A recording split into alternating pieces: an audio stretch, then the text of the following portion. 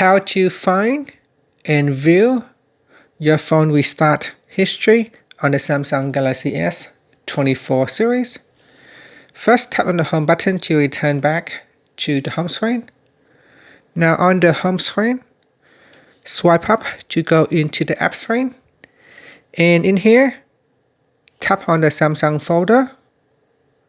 Then tap on Members. In Members, I'm going to go back to the Members homepage. Then tap on Diagnostics. Next, tap on Phone Diagnostics. And then we scroll down and tap on Power Restart Status. Then go down and tap on View Restart History.